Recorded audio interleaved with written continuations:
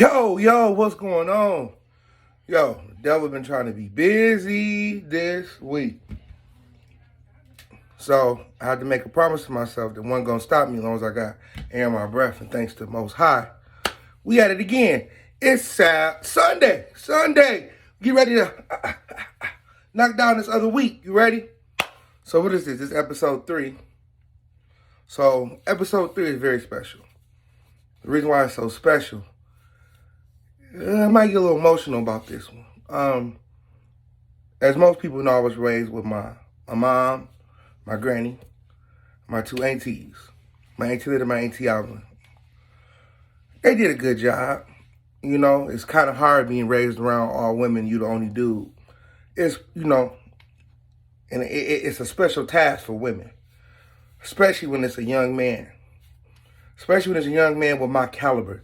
Because growing up, I ain't going to say I was bad, but I ain't going to say I was good either. But along those lines came a bunch of special men who helped shape me to what I am today. Now, what I'm saying is, it's not necessarily true a woman can't raise a man. Because my mommy, my granny, my TTs did that. But there's certain aspects in life that a man needs, a young man needs another man there for. So I want to thank God for Reverend Shelton, Mr. Hogan, of course, Mr. John Rhymes, who's also a member of Kappa Alpha Psi Fraternity Incorporated, my Uncle Ennis, my Uncle Kim, and my big brother from Big Brothers and Big Sisters, Tom Tucker, legendary local basketball coach. Without them, and I know it's a couple more, and if I forget it right now, Mr. Gillian from Christ Fellowship. If it wasn't for them, from them teaching me stuff of how to cope, doing certain things in life, how I always can't get mad, how I gotta learn how to sit down, buckle down, how to tie a tie. One of the most important people, Mr. Rhymes, me becoming a Gamma Delta Kudo really changed my life. Shout out to Jermaine Lofton. He was the person who gave me all the information at the beginning when it was time for me to sign up to be a Gamma Delta Kudo. And then, of course, my mom, who went to Big Brothers and Big Sisters to get Tom Tucker, who was also a police officer here in the community. If it wasn't for him, I probably have a negative perspective on police officers. But by him coming to get me, teach me, showing me how to bowl, let me into his family, ain't no telling. Which goes to another thing. So, all these is about life lessons. Here go one. Very important. And this comes from Mr. Rhymes. Mr. John Rhymes. When I say that's one of the most laid-back, suave, coolest dudes ever in life. So, Mr. Rhymes has a very predominant position in Flint Community Schools. I was at Central. He already had just told me, Mr. Taylor, your grade's slipping. You need to make sure you keep them up. I'm like, all right, Mr. Rhymes. In my head, I'm like, how you know my grade's slipping? He all the way at Nethercutt. No, at this time he was at Gundry. I'm like, yeah, Gundry, how you know my grade's slipping? So I mess around and get into a fight, a tussle at Flint Central. I forget who the person is. That just means I probably lost. That's why I forgot. But that's neither here nor there. So I ended up going to Kudo meeting that next day. I went through that same day, that Monday, I ended up going to Kudo meeting. I go through all the practice. We in that mug. Working hard because the stuff show coming. I get to the end of practice. I'm finna hit it towards the door. Mr. Taylor, I need to see you, please, sir. I'm like, yes, sir. Something you need to tell me? I'm like, no, sir, there's nothing I need to tell you. He said, are you sure there's nothing that you need to tell me? I said, not that I can think of. He said, did you get in the fight today? I'm like, yeah. He said, so that's what you're going to have to do. I need you to get all your teachers to sign this permission. I need you to get all your teachers to sign this slip, or you're not going to be able to step in my step show. I said, Mr. Rhymes, he said, ain't no buts. I need you to get this signed. All right, Mr. Rhymes. And then 2 things. You never want to make Mr. Rhymes mad because it's going to make you feel disappointed. Because it's just his aura. He really was like the dad a lot of people didn't have, you know? And for him to tell me, if I don't get this sign, I can't go to the step show. Now, mind you, at the time, it was only 2 kudos at Flint Central. Sydney Hill and then me. So I got all my teachers. Gladly, they signed it. So I got the paper signed. I go back to him. He said, yeah, I see your grades been going up too. I said, good. I said, thank you. He said, good job. I never asked Mr. Rhymes, how did he know? But I forgot who he was. He worked in the Flint schools. And it's not what you know, but it's who you know. Mr. Rhymes knew everybody. He probably knew half the teaching staff at Central.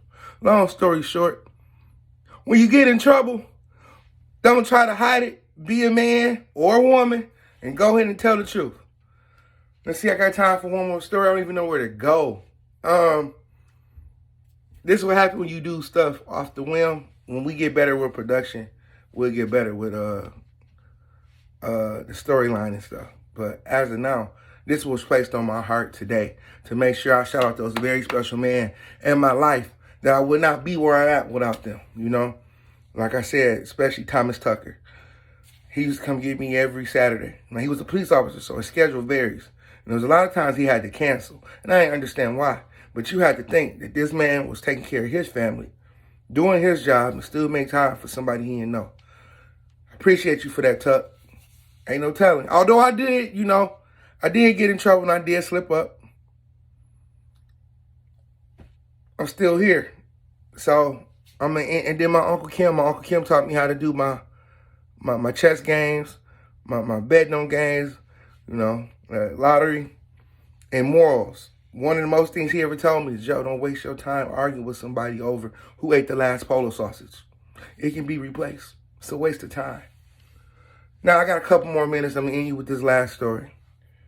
This goes back to Kevin McIntosh. Kevin, I don't know if you watch these. I hope you do. I never told you thank you.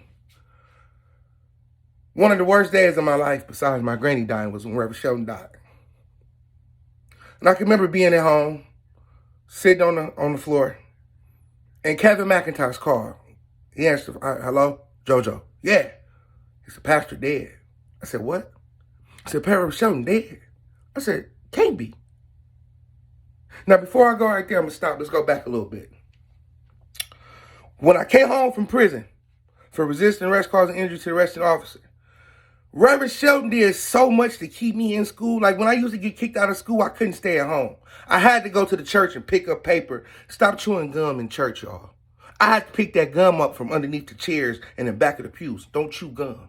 If you're going to chew it, put it in the paper and throw it away. Don't put it in the back. The back of the pew where Swanson fan at is not a garbage can. That's A. Had to vacuum. I never understood why there was so many crackers on the ground for communion. We don't know where our mouth was at, people. Anyway, I had to do vacuum sanctuary, wash windows. He'd never let me stay at home. Got kicked out of Flint Central. He went to go save me with Mr. Garcia. Got me back in. So when I first came home from prison, right, I was feeling a little, Reverend Shelton wouldn't treat me the same, you know? I'm like, hey, Pastor. Hi. He keep going. So after a while, I was like, you ain't gonna speak no more. And shout out to Ishmael Ba. Ishmael put me to the side and said, Jojo, you have to understand why Pastor's mad at you. I said, I ain't do nothing. You did. You let him down. All that work he put in you, all that training he put in you, you still end up going to prison. He's hurt. You need to talk to him. I think about it. Jojo, no, don't think about it. Do it. All right, Ishmael. I got you, Mr. Ishmael. So, at that time, it was Deacon Ba. So, I went home that night.